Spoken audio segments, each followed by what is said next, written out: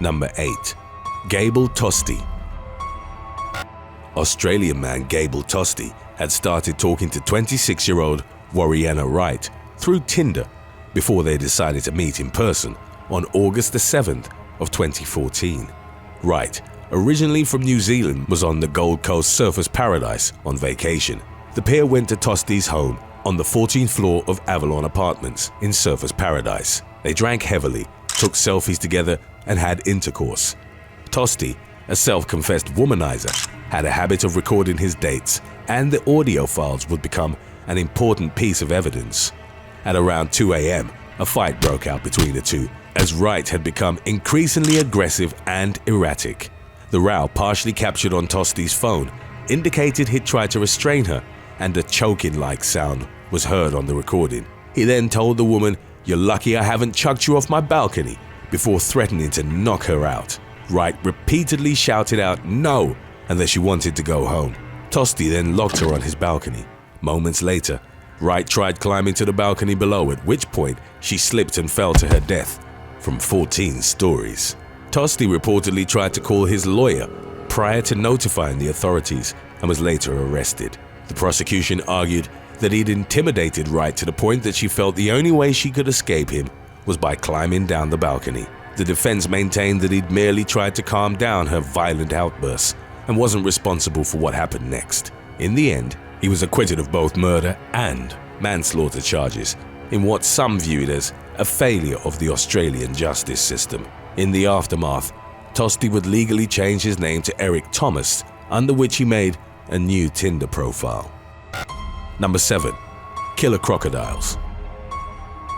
One of Australia's most dangerous apex predators is the saltwater crocodile. The species, popularized by Steve Irwin's Crocodile Hunter series, is the largest living reptile on Earth and owns the most powerful bite ever measured in the animal kingdom.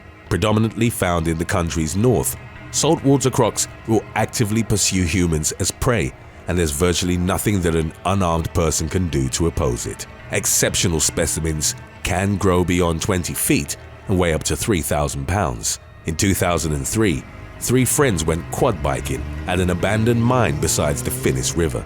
As the men were cleaning the dirt off their clothes, one of them, 22-year-old Brett Mann, was swept away by swollen waters from a recent typhoon. Mann's friends tried to swim towards him, at which point they encountered a 13-foot-long saltwater crocodile. It clamped its jaws on Mann's shoulders and dragged him away. The other two, both aged 19, climbed into the nearest tree. A few minutes later, they saw the crocodile emerge from the water with Mann's body in its jaws. The massive beast continued to stalk the tree that the men were in for most of the night and through the early hours of the following morning. Fortunately, after hours spent in fear and darkness, they were airlifted to safety. Number 6. Ivan Milat. Ivan Milat is often referred to as Australia's most terrifying serial killer. From 1989 to 1993, Milat murdered at least 7 backpackers in Belanglo State Forest in New South Wales. He approached hitchhikers, introducing himself as Bill, and offered to give them a ride in his car. Milat then held his victims at gunpoint and took them to the forest, where he incapacitated and murdered them, often in gruesome fashion. Milat used one of his victims, a 21-year-old British backpacker named Caroline Clark, for target practice and shot her in the head 10 times. The body of Clark's companion, Joanne Walters, was found in the same area with 15 knife wounds. Milat would often stab his victims in the back, often delivering his strikes with such force that they would sever the spine. A German couple, Gabor Neugebauer and Anja Habschied, both in their early 20s, were last seen in December of 1991. Their remains were discovered 2 years later. Milat had shot Neugebauer in the head 6 times, while Habschied was decapitated, and her head was never found. Milat was apprehended in 1994 after backpacker Paul Onions managed to flee and later positively identify him. Milat was sentenced to life in prison for 7 murders, but he's believed to have claimed more victims. Number 5. Killer spiders. Most of the images of Australian spiders that become viral on social media will feature a huntsman spider that has made its way into someone's home. This is chiefly due to the arachnid's exceptional size, as its leg span can reach up to 12 inches. Its ferocity, however, is mainly a myth. The species does possess a venomous bite, but there are other spiders far more dangerous than the huntsman.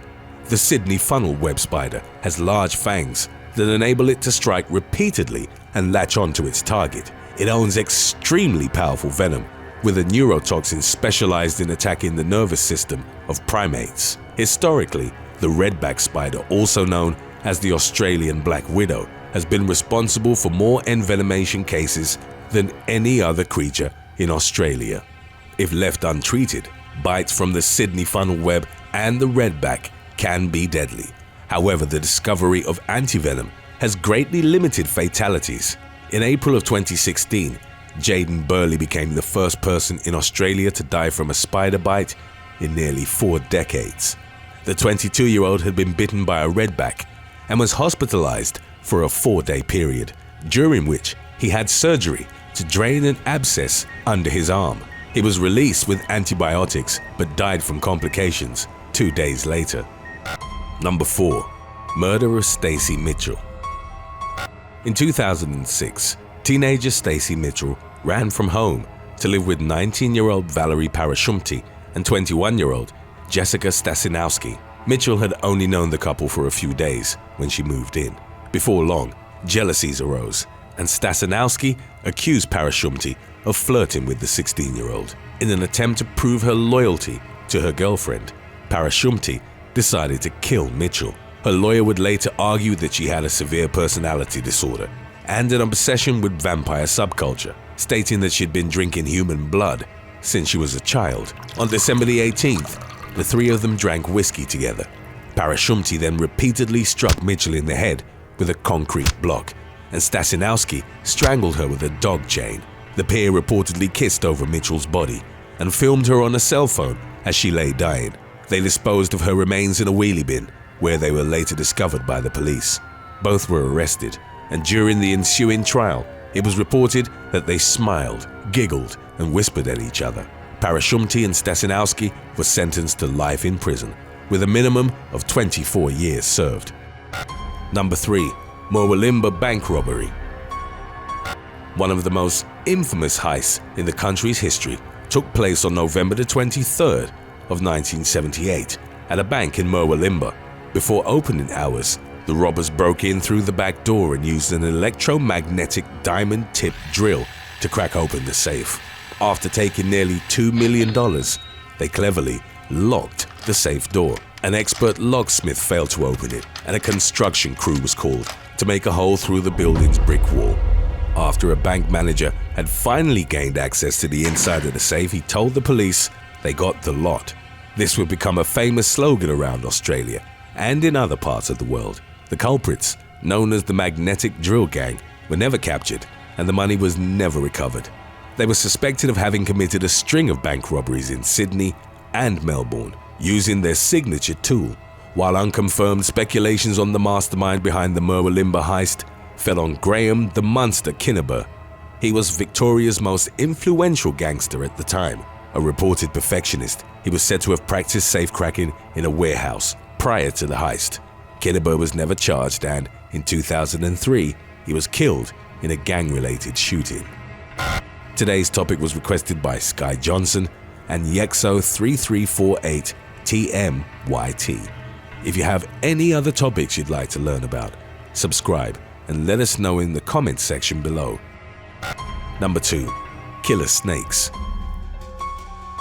Australian fauna is infamous for some of the world's most dangerous snake species.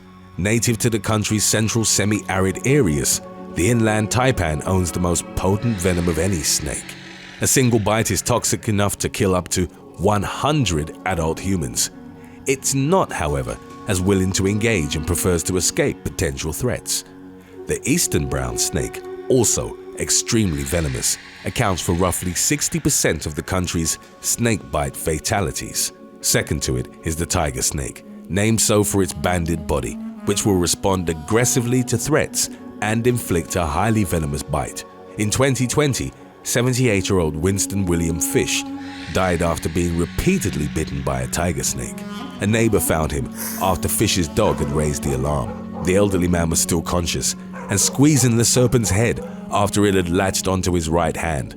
The rest of the tiger snake's body was coiled around Fish's arm up to his neck. The neighbor chopped the serpent's head off, and Fish was airlifted to a hospital. He was given antivenom but ultimately succumbed to multiple organ failure brought on by severe envenomation. Number 1. Martin Bryant. Australian man Martin Bryant is one of the deadliest mass shooters in modern history. In April of 1996, he killed 35 people and injured 23 others in Port Arthur, Tasmania. A psychiatric evaluation performed after the massacre indicated that Bryant was borderline mentally disabled, with his IQ equivalent to that of an 11-year-old. In the late 1980s, he began working as a handyman for a lottery heiress, whom he befriended. In 1992, she died in a car accident. Bryant was inside the vehicle, and it was suspected he'd caused the accident due to his known habit of lunging for the steering wheel. As the sole beneficiary of her will, Bryant inherited the heiress's estate. After becoming a wealthy man, he reportedly began stockpiling firearms. On April the 28th, when he was 28 years old, he started his killing spree by shooting the owners of an inn, reportedly motivated by a past conflict in which they bought the property that his father had wanted. He then drove to the historic site of Port Arthur where, after eating at a cafe, he pulled out a semi-automatic rifle and opened fire. Within 2 minutes, Bryant killed 20 people. He would claim more victims before stealing a car and returning to the inn with a hostage. It was there that he had a standoff with the police, who tried negotiating his surrender. At some point during the negotiations, Bryant executed his hostage. In the morning of April the 29th, he started a fire in the inn and was captured as he attempted to flee in the confusion. He never gave a motive for his actions, but mental health specialists speculated it was due to a desire for notoriety. Bryant received 35 life sentences plus 1,035 years. In the aftermath of the Port Arthur massacre, the Australian government placed extensive restrictions on all firearms. Thanks for watching. Be sure to click on one of the links on your screen for more videos.